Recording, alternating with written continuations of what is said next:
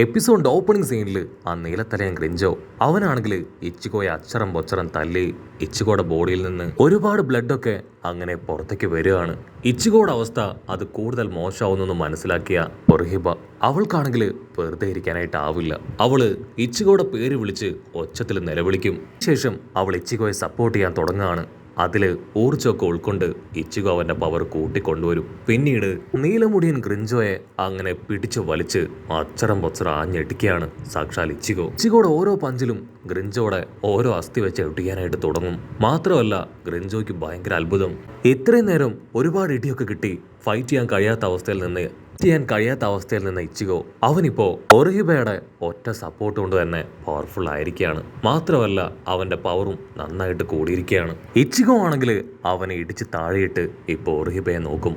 ആ ഗ്യാപ്പില് ആ ഗ്രിഞ്ചോ വില്ലൻ അവൻ ഒരു പ്രത്യേക വെപ്പൻ ഊരിയെടുത്ത് ഹീറോയുടെ വയറ്റിലങ്ങനെ കുത്തി ഇറക്കുകയാണ്.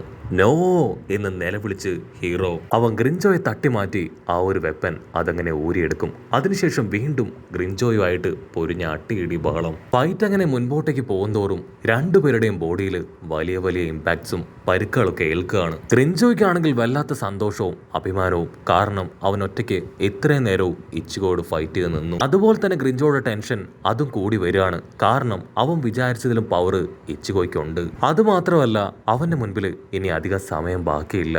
എത്രയും വേഗം ഐസന്റെ അസിസ്റ്റന്റ് അവൻ തിരികെ എത്തും. അതിനുള്ളിൽ ഇച്ചിഗോയെ നീരുപാധികം തോൽപ്പിച്ച് അവനെ കൊന്നുകളയണം. എങ്കിലും മാത്രമേ ഈ ഫൈറ്റിൽ താൻ ജയിക്കൂ. എനിക്ക് നഷ്ടപ്പെട്ടു പോയ അഭിമാനവും ഇംപ്രഷനും ഒക്കെ എനിക്ക് വീണ്ടെടുക്കാൻ കഴിയുമെന്ന് പറഞ്ഞ് അവനിപ്പോ അവന്റെ ഫുൾ ഫോമിലേക്ക് മാറി മുഴുവൻ സ്ട്രെങ്തും പുറത്തെടുത്ത് ഫൈറ്റ് ചെയ്യാൻ അങ്ങനെ ചാടി ചാടി നിൽക്കും. ഗ്രിഞ്ചോ ആണെങ്കിൽ അവന്റെ ഫുൾ പവറിലേക്ക് മാറി ഹീറോയെ അറ്റാക്ക് ചെയ്യാൻ ഓടി അടുക്കും. പക്ഷേ ഗ്രിഞ്ചോയെ ഞെട്ടിച്ചുകൊണ്ട് ഹീറോ ആണെങ്കിൽ അതിലും 10 മടങ്ങ് പവറിൽ അവനെ തിരികെ അറ്റാക്ക് ചെയ്യാണ്. അവനാണെങ്കിൽ എന്താ ചെയ്യേണ്ടതെന്ന് അറിയില്ല. അവന്റെ ഫുൾ ഫോഴ്സും പവറും ഒക്കെ ഉപയോഗിച്ചാണ് അവൻ അറ്റാക്ക് ചെയ്തത്. പക്ഷെ എന്നിട്ടും ഹീറോ അതിനെ ഈസി ആയിട്ട് ബ്ലോക്ക് ചെയ്ത് അവനെ നിർത്താതെ അറ്റാക്ക് ചെയ്യാണ്. ഹീറോയുടെ അറ്റാക്കിൽ അവന്റെ ബോഡിയിൽ വളരെ വലിയ ആഘാതങ്ങളെല്ലാം ഏൽക്കും. ഒർഹിബയുടെ വാക്ക് അത് അവന്റെ മനസ്സിലുണ്ടാക്കിയ ചേഞ്ചസും അവന്റെ പവറിൽ കൊണ്ടുവന്ന മാറ്റവും അതവൻ അത്ഭുതപ്പെടുത്തും. ഇനി ഒരുപക്ഷെ ഇവനും ഞങ്ങളെപ്പോലൊരു ഹോലോ ആണോ?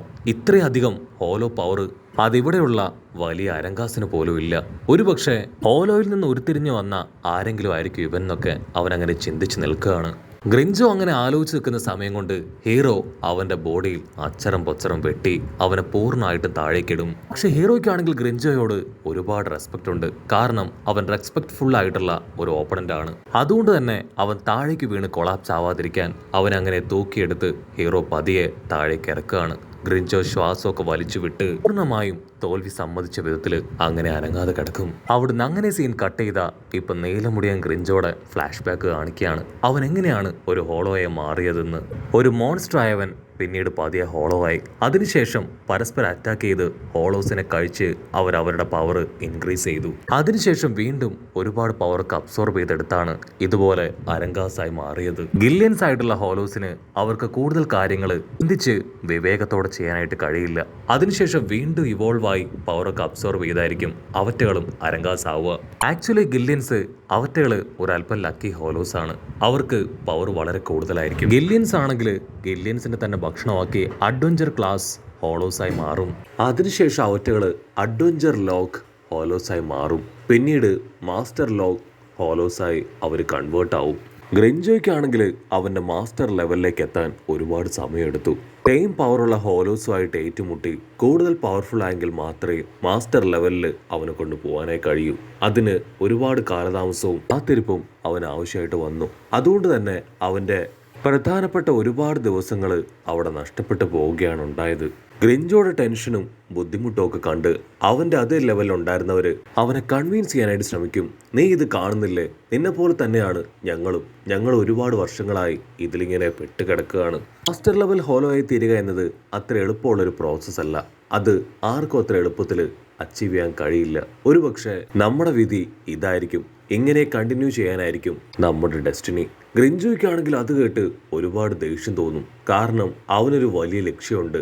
അത് അച്ചീവ് ചെയ്യാതെ വെറുതെ ഇരിക്കാൻ അവൻ തയ്യാറായിരുന്നില്ല. അതുകൊണ്ട് തന്നെ അവരുടെ ആരുടെയും വാക്കുകൾക്ക് ചെവി കൊടുക്കാതെ അവൻ വീണ്ടും വീണ്ടും അവന്റെ ശ്രമം അതങ്ങനെ നിർത്താതെ തുടർന്നുകൊണ്ടേയിരുന്നു. നിരാശയിലും ഒന്നും ലഭിക്കാത്ത ദേഷ്യത്തിലും ഗ്രിഞ്ചോ ആണെങ്കിൽ ഒരുപാട് മോശമായിട്ടുള്ള കാര്യങ്ങളൊക്കെ ചെയ്തു കൂട്ടി. അതിൽ കൺട്രോൾ പോയ ചുറ്റുമുള്ളവര് അവന് പണിഷ്മെന്റ് കൊടുത്ത് അവനോട് കാര്യങ്ങൾ പറഞ്ഞ് മനസ്സിലാക്കി. നീ ഇത് കാണുന്നില്ലേ, വർഷങ്ങളായിട്ട് ഞങ്ങളുടെ ഇവോൾവിംഗ് പവറൊക്കെ സ്റ്റോപ്പ് ആയിരിക്കുകയാണ്.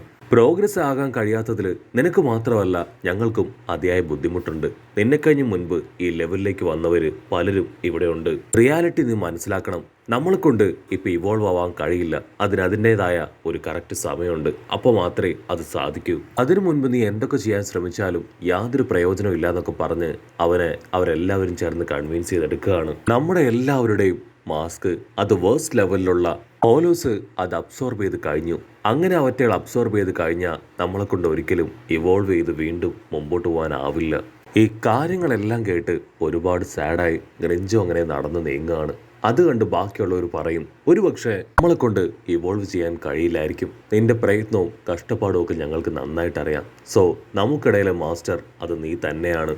ഗ്രിഞ്ചോയ്ക്കാണെങ്കിൽ അത് കേട്ട് ഭയങ്കര അത്ഭുതം. അതുപോലെ തന്നെ അവന് സന്തോഷവും അഭിമാനവും ഒക്കെ തോന്നും. അവന്റെ സാഡ്നെസ് അതൊരല്പം മാറി അവർ പറഞ്ഞ കാര്യങ്ങൾ ആക്സെപ്റ്റ് ചെയ്യാൻ അവൻ തയ്യാറാവുകയാണ്. ഇവിടുന്ന് അങ്ങനെ സീൻ കട്ട് ചെയ്ത് ഇപ്പൊ പ്രസന്റ് കാണിക്കും. പ്രസന്റില് ഗ്രിഞ്ചോ ആണെങ്കിൽ അങ്ങനെ അനക്കമില്ലാതെ കിടക്കുകയാണ്. ഇച്ചിഗോ അല്പനേരം അവനെ തന്നെ നോക്കിയിരുന്ന് അങ്ങനെ തിരിഞ്ഞു നടക്കും. ഇവിടെ ഉർഹിബയാണെങ്കിൽ ഇച്ചിഗോയ്ക്ക് വേണ്ടി വെയിറ്റ് ചെയ്ത് നിൽക്കുകയാണ്. അവൾക്കാണെങ്കിൽ ഇപ്പൊ പഴയതുപോലെ പേടിയോ സങ്കോചോ സംശയങ്ങളോ അങ്ങനെ ഒന്നും തന്നെ ഇല്ല. ആ കുഞ്ഞു പെണ്ണ് ഹോലോ അവളുടെ വാക്കുകൾ അത് ഒർഹിബയിലാണെങ്കിൽ വല്ലാത്തൊരു സ്വാധീനം ചെലുത്തിയിരിക്കുകയാണ്. ഹീറോയെ കണ്ട് അവളങ്ങനെ സന്തോഷത്തിൽ മതിമറന്ന് നിൽക്കും. ഇച്ചിഗോയ്ക്കാണെങ്കിൽ അതിലും സന്തോഷം. കാരണം അവരുടെയും അത് ഒർഹിബയെ കണ്ടെത്തുക, അവളെ സേഫായി തിരികെ കൊണ്ടുപോവുക എന്നതാണ്. സോ ഇച്ചിഗോ ഇപ്പോൾ സക്സസ്ഫുള്ളി ഒർഹിബയെ കണ്ടെത്തിയിരിക്കുകയാണ്. ഇനി എത്രയും വേഗം അവന്റെ ഫ്രണ്ട്സുകളെയും കൂട്ടി അവിടുന്ന് ഒർഹിബയായി സേഫായി ഹ്യൂമൻ വേൾഡിലേക്ക് എത്തുക എന്നത് മാത്രമാണ് അവന്റെ ഏക ലക്ഷ്യം. അങ്ങനെ അവർ രണ്ടുപേരും ഒരുപാട് സന്തോഷത്തിൽ പ്രണയമഞ്ജരിയിൽ അങ്ങനെ നീരാടുന്നതോട് കൂടെ ഈ ഒരു എപ്പിസോഡും അവസാനിക്കുന്നു. എപ്പിസോഡ് ഇഷ്ടപ്പെടുകയാണെങ്കിൽ തീർച്ചയായിട്ടും ലൈക്ക് ചെയ്യാനും കമന്റ് ചെയ്യാനും ഷെയർ ചെയ്യാനും മറക്കല്ലേ.